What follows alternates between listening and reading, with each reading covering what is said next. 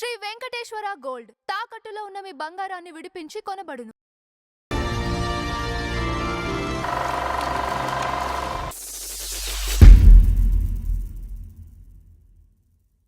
నమస్కారం నంద హరిచంద్ర గారు. నమస్కారం అంజబాబు గారు. సో ఈరోజు మన ఫ్లాష్ బ్యాక్లో నెల్లూరు కాంతారావు గారి గురించి మాట్లాడుకుందాం. ఒక పెద్ద వస్తాద్ ఫైల్మాన్ ఆయన. తర్వాత ఆయన నెల్లూరులో పుట్టి నెల్లూరునే ఇంటి పేరుగా చేసుకున్న వస్తాద్ ఆయన. చాలా పాపులర్ సినిమాల నిర్మాత ఆయన. ఇదే కాదు, వస్తాదే కాదు, నిర్మాత, నటుడు, చాలా పాపులర్ నటుడు కూడా ఆయన. అందరి హీరోలతోటి యాక్ట్ చేసిన నటుడు. ఎక్కువగా కృష్ణ గారితో కనెక్ట్ అయి ఉన్నాడు. కృష్ణ గారితో సినిమాలు కూడా తీశాడు ఆయన. ఏమంటే కాంతారావు గారు నెల్లూరులో 1931లో జనవరిలో పుట్టారు ఆయన. పుట్టిన తర్వాత నెల్లూరు విఆర్ స్కూల్లో ఒకటి ఉందట, విఆర్ హై స్కూల్ ఒకటి, విఆర్ కాలేజీలో ఇంటర్మీడియట్ వరకు చదివారు. చిన్నప్పటి నుంచి కొంచెం వాళ్ళ అన్నలు పాపయ్య కనకం బాబులో 2 అన్నలు ఉన్నారు. 3 అన్నలు 3 చెల్లెళ్ళు ఈయనకి, ఈ ఫ్యామిలీలో. ఏమంటే 2 అన్నలు ఇక్కడే విఆర్ స్కూల్లోనే పనిచేస్తూ ఉంటారు. పీటీ టీచర్స్ కింద పనిచేస్తూ ఉండేవాళ్ళు.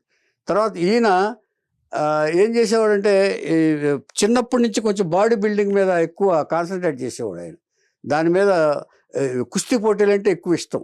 అవి బాగా ఎంగేజ్ చేసేవాడు. వీళ్ళకి ఒక థియేటర్ ఉంది, కనకమహల్ అని. కనకమహల్ అని నెల్లూరులో ఒక థియేటర్ ఉంది. వీళ్ళకి మిల్లులు, థియేటరు, వ్యవసాయం, చాలా ఆస్తిపరులు వీళ్ళు. మొత్తం అన్నదమ్ములు కానీ వీళ్ళందరూ కానీ మొత్తం ఆస్తిపరులు. కానీ జాబ్ చేయాలి కాబట్టి వాళ్ళిద్దరు అన్నలు విఆర్ఎస్ హై స్కూల్లో పీటీ టీచర్స్ కింద చేస్తున్నారు. అంతే తప్ప ఈయనకి మాత్రం ఈయన వస్తాద్ అవ్వాలని ఈ దారాసింగ్ని చూసి, ఈ కింకాంగ్ని చూసి ఈయన ఇన్స్పిరేషన్ అయ్యేవాడు ఆయన.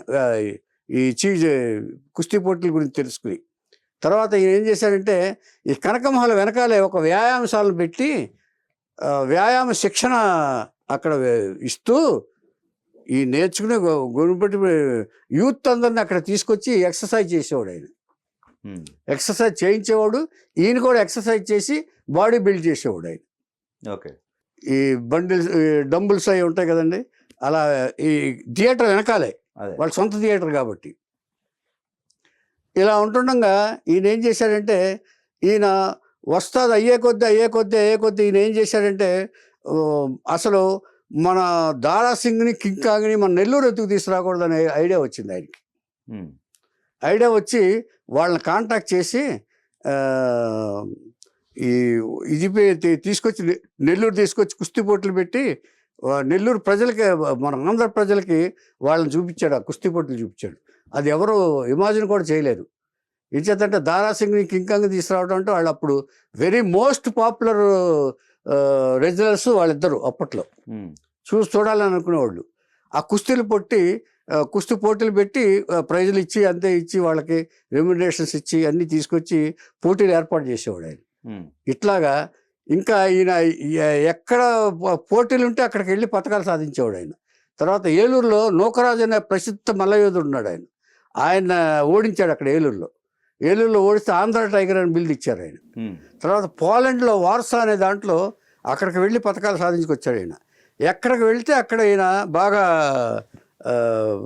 పోటీలో గెలిచి సాధించుకుని గెలిచేవాడు ఆయన. సో అంతటి పేరున్న కాంతారావు గారు ఆయన. ఏమండి తర్వాత ఈయనకి కనకమహల్ అనే థియేటర్ ఉంది. కనకమహల్ థియేటర్ జరుగుతున్న ఈ వెనకాల వ్యాయామశాల అది చేస్తూ ఉండేవాడు కదా. ఇక్కడ కృష్ణ గారి సినిమా అవే కళ్ళని ఒకరోజు రిలీజ్ అయింది. ఒక సంవత్సరం రిలీజ్ అయితే బాగా ఫుల్ క్రౌడ్ వస్తే 3 స్టూడెంట్స్ వచ్చి లైన్లో నిలబడి టికెట్లు కొంచెం లేట్ అవుద్ది అనుకుంటే బయటకు వచ్చారు. బయటకు వచ్చి మళ్ళీ లోపలికి వచ్చేటప్పటికి అక్కడ ఉన్నవాళ్ళు లైన్ మారిపోతుంది కదా, అక్కడ ఉన్నవాళ్ళు అబ్జెక్ట్ చేసేసి బయటకు పంపించేశారు. ఆ బయటకు పంపిస్తే ఆ గొడవలతో వాళ్ళని తోసేసి వీళ్ళు లైన్లో నుంచున్నారు. ఈ లైన్లో నుంచుంటే ఏం చేశారంటే కాంతారావు గారు చూసి ఆయన కూడా అపార్థం చేసుకుని వీళ్ళు కొత్తగా లైన్లో చేరుతున్నారు, డిస్టర్బ్ చేస్తున్నారు లైన్ అని చెప్పేసి వాళ్ళందరిని 3 బయటికి తీసుకొచ్చి ఫటాఫటా వాయించాడు. వాయించేటప్పటికి దెబ్బకి పడిపోయారు. పడిపోయేటప్పటికి అక్కడ క్యాంటీన్ దగ్గరికి వెళ్ళి గబుక్కుని తీసుకెళ్ళి సోడా కొట్టి సోడాలు తాగించి సారీ అమ్మ నేను ఇదేని సారీ చెప్పాడు. లేదండి మాది కూడా తప్పే, బయటికి వెళ్ళి లోపలికి వచ్చాం, మీరు సారీ చెప్పట్లేదని ఆయన వెళ్ళిపోయారు. ఈ లోపల ఈ వార్త ఏమైందంటే స్టూడెంట్స్ని కొట్టారని చెప్పి కాలేజీ వాళ్ళు వెళ్ళిపోయింది. స్టూడెంట్స్ కొట్టారని ఎవరో ఒకరు చేరేస్తారు అక్కడ స్టూడెంట్స్ యూనియన్కి. యూనియన్ చేస్తే అక్కడ లీడరు ఒక ఆయన ఉన్నాడు. ఆయన ఆ లీడరు మొత్తం కుర్రాళ్ళని వేసుకుని వచ్చాడు. ఆయన కుర్రాళ్ళని వేసుకుని వచ్చేసి ఆ గేటు తీయబోతే గేటు మొత్తం వేసేసి నెల్లూరు కాంతారావు గారు మనుషులు ఉంటారు కదా వస్తాదులు చేసేవాళ్ళు అసిస్టెంట్ తోటి వాళ్ళందరితో డిస్టర్బ్ చేసేసి వీళ్ళని పంపించేశాడు. వీళ్ళ స్ట్రెంగ్త్ చాలా. దానికి నాయకత్వం వహించిన వారు మన మాజీ రాష్ట్రపతి వెంకయ్యనాయుడు గారు, మాజీ ఉపరాష్ట్రపతి గారుగా పనిచేసిన వెంకయ్యనాయుడు గారు ఆయన ఇచ్చేశారు, నాయకత్వం వహించారు. వెనక్కి వచ్చాడు ఆయన కూడా వెనక్కి వచ్చేయాల్సి వచ్చింది. ఇంచేత స్ట్రెంగ్త్ చాలదు, ఈ ఫైటింగ్ నేచర్ కాదుగా వెంకయ్యనాయుడు గారిది. న్యాయం కోసం వచ్చాడు ఆయన. ఆ తర్వాత అన్ని కాలేజీలు వచ్చి కాలేజీ కాదు స్టూడెంట్స్ యూనియన్ మొత్తం వచ్చేసారు మొత్తం. ఇంకా నెక్స్ట్ డే మర్నాడు ఏం చేశారంటే కనకమహల్కి ఈ పెట్రోల్ వ్యాన్స్ కర్రలో అయి పట్టుకుని స్టూడెంట్స్ గ్యాంగ్ వచ్చేసారు. దాంట్లో వెంకయ్యనాయుడు గారు కూడా వచ్చారు. వచ్చి మొత్తం చిందరవందర చేసేసి కనకమహల్ అద్దాలు పగలగొట్టేసి ఇచ్చేసేటప్పటికి పోలీసులకు వార్త వెళ్ళింది. వార్త వెళ్ళేటప్పటికి అప్పుడు వచ్చి వాళ్ళు పోలీసులు వచ్చి అరెస్ట్ చేశారు. అరెస్ట్ చేసి ఏమని అరెస్ట్ చేశారు? ఆ ముగ్గురు కుర్రాళ్ళని చంపేశాడు నెల్లూరు కాంతారావు అని చెప్పి అరెస్ట్ చేశారు. కేసు పెట్టారు. కేసు పెట్టి కోర్టుకు తీసుకెళ్ళారు. కోర్టుకు తీసుకెళ్తే ఐడెంటిఫై చేయడానికి వెంకయ్యనాయుడు గారు వెళ్ళారు. ఇప్పుడు ఆ ముగ్గురు చచ్చిపోయారు. చావలా, వాళ్ళు వెళ్ళిపోయారు. ఈయన సోడా చేసి వాళ్ళు హాస్పిటల్కి వెళ్ళి రోమర్ పాకిపోయింది. ముగ్గురిని చంపేశాడు కాంతారావు గారిని రోమర్ క్రియేట్ చేశారు. అప్పుడు అపార్థం ఇది. పోలీసులకి ఏం వెళ్ళిపోయింది, ఆ ముగ్గురిని కొట్టి చంపేస్తున్నాడు అంటారు కదండి, అలాగా చేశారనమాట. ఆ వార్త వెళ్ళింది.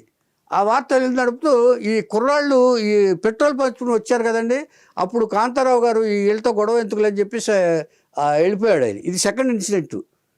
ఇది ఫస్ట్ టైం వచ్చినప్పుడు ఏమో వెనక్కి వెళ్ళిపోయారు వాళ్ళు. సెకండ్ టైం వచ్చారు పెట్రోలు కర్రలతోటి అన్ని స్ట్రెంగ్త్ తోటి పట్టుకుని.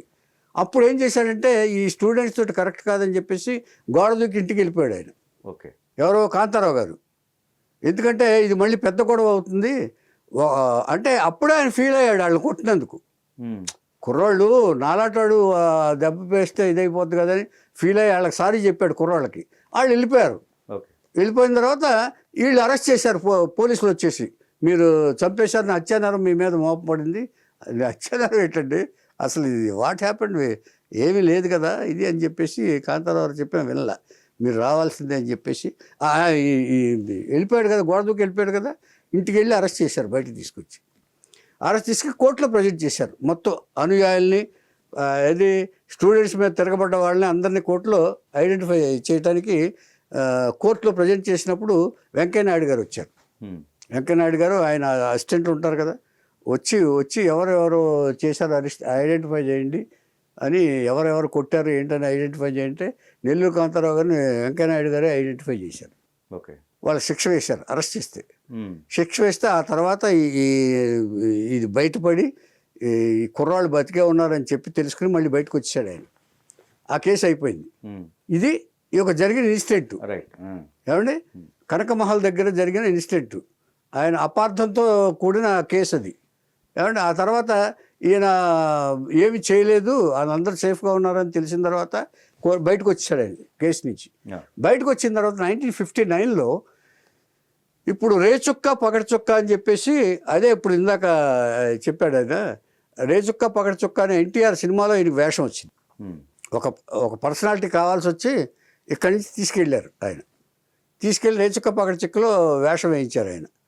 అదే ఒక పర్సనాలిటీ కావాల్సి వచ్చినప్పుడు తీసుకొస్తారుగా, తీసుకొచ్చారు. తీసుకొచ్చిన తర్వాత రేచుక్క పగడచుక్కలో వేసిన తర్వాత అదే రామారావు గారు యాక్ట్ చేసిన ఫస్ట్ సినిమా రామారావు గారితో ఎంటర్ అయ్యాడు. ఆ తర్వాత ఇక వరుసగా సినిమాలు చేసుకుంటూ వస్తున్నాడు ఆయన. కృష్ణ గారి సినిమాలు, తర్వాత నర్తనశాలలో జీమూతు మల్లుడిగా వేశాడు ఆయన.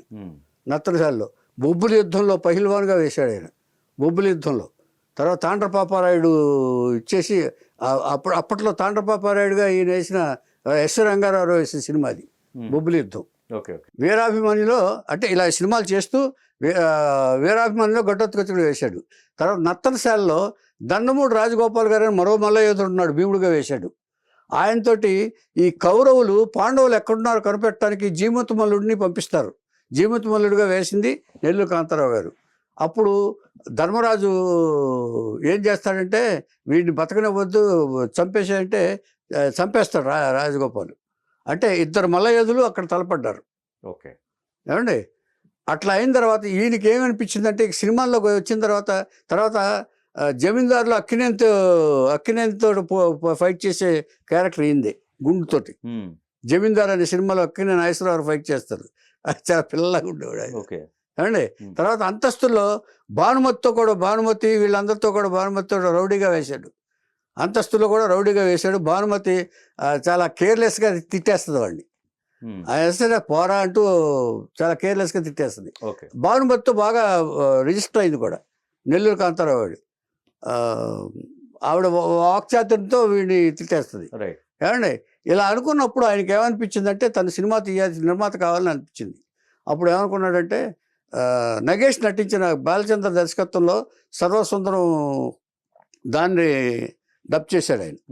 డబ్ చేసి నిర్మాతగా సర్వసుందరం చేస్తే దాంట్లో బాగా లాభాలు వచ్చినాయి. ఆ తర్వాత ఇంకొక డబ్బింగ్ సినిమా చేశాడు ఆయన. ఆ డబ్బింగ్ సినిమా చేసిన తర్వాత నువ్వే అనే ఏదో సినిమా అది చేశాడు ఆయన, యాక్షన్ సినిమా ఏదో. ఆ రెండు సినిమాలు బాగానే పోయినాయి.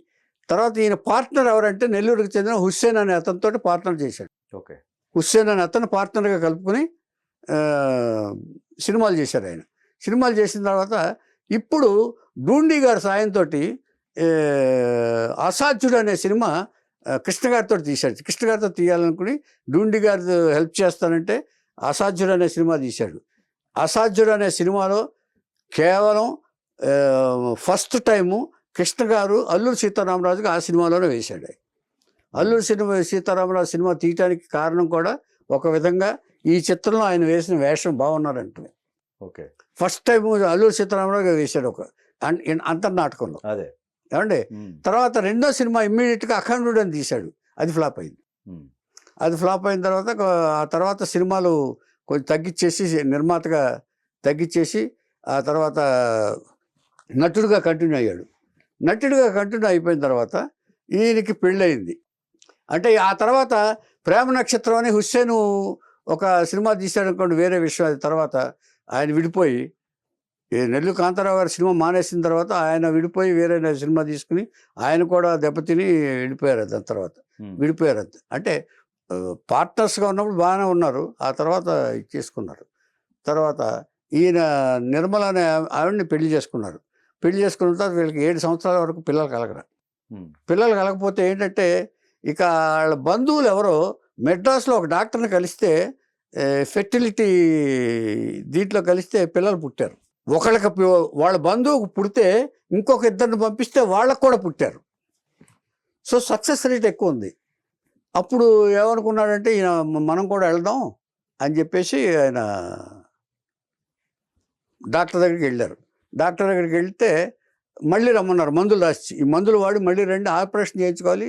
అప్పుడు ఆపరేషన్ కొంతకాలం తర్వాత మందులు వాడి మళ్ళీ వెళ్ళారు.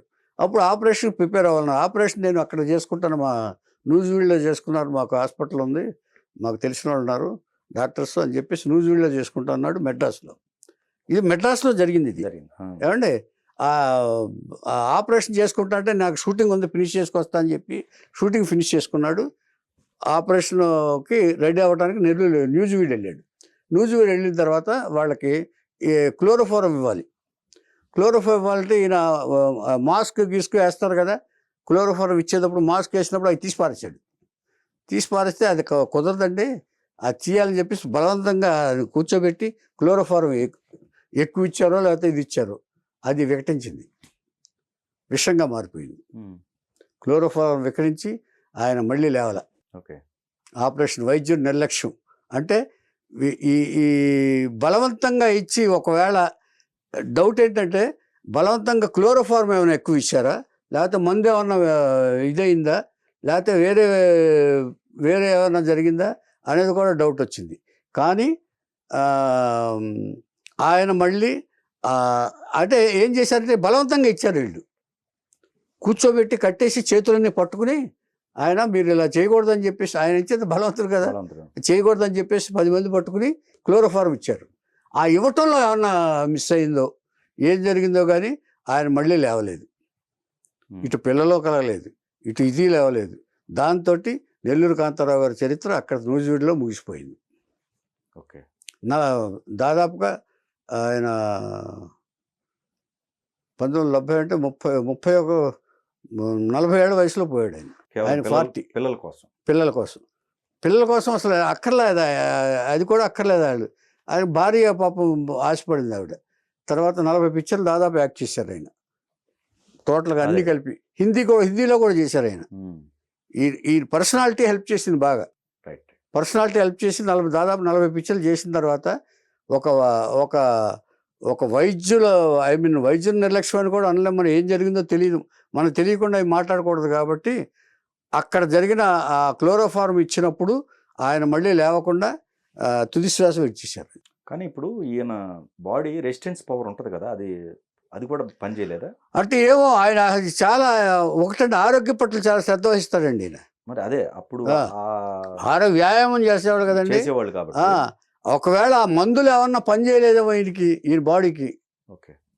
ఎందుకయింది ఇప్పటికీ అర్థం కాని విషయం ఏంటంటే అంత తర్వాత ఒక చెడు అలవాటు లేదండి చెప్పుకోవాల్సింది.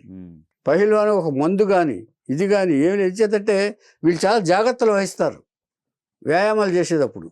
ఏమంటే చెడు అలవాట్లు ఏది, ఒక మద్యపానం కానీ సిగరెట్ కానీ ఏ అలవాట్లు లేని మంచివాడు నెల్లూరు కాంతారావు గారు. చాలా డిసిప్లైన్డ్, ఆరోగ్యం పట్ల చాలా శ్రద్ధ తీసుకుని ఏది తినాలో అదే తినేవాడు ఆయన, ఎంత తినాలో అదే తినేవాడు. అది మరి ఈ అతి జాగ్రత్త వల్ల ఏమన్నా వికటించిందా అనేది ఒక డౌట్ వచ్చింది. ఓకే. ఇలాగా నెల్లూరు కాంతారావు గారు అంటే ఒకటి ఆయన ఎక్స్పెక్ట్ చేసిన దానికంటే ఎక్కువే ఆయన పేరు ప్రఖ్యాతులు కానీ ఇది కానీ సంపాదించారు. ఇది ఓవరాల్గా వాళ్ళు బాగా ఉన్నవాళ్ళు, వీళ్ళ ఫ్యామిలీ అందరూ బాగా ఉన్నవాళ్ళు. ఆ తర్వాత ఆ కనకమహల్ తీసేశారంట. కనకమహల్ సెంటర్ అని మాత్రం పేరు ఉందంట ఇప్పుడు నెల్లూరులో. ఇప్పుడు థియేటర్ లేదంట అది. సో ఆ థియేటర్కి ఒక చరిత్ర ఉంది. మన వెంకయ్యనాయుడు గారి ప్రవేశం ఉంది అక్కడ. అది ఒక రికార్డు. ఇది నెల్లూరు కాంతారావు.